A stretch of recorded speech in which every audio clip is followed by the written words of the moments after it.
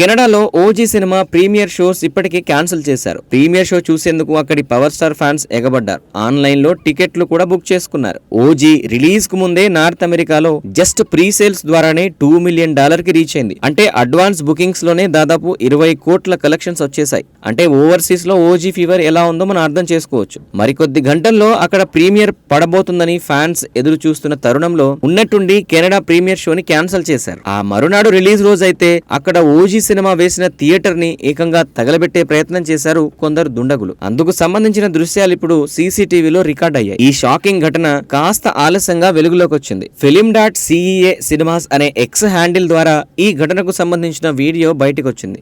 ప్రస్తుతం ఈ వీడియో నెట్టింట వైరల్ అవుతుండగా దీన్ని చూసిన పవన్ ఫ్యాన్స్ విదేశాల్లో తెలుగు సినిమాపై ఇంత వివక్షం చూపడమేంటని, ఇది కరెక్ట్ కాదని ఆగ్రహం వ్యక్తం చేస్తున్నారు.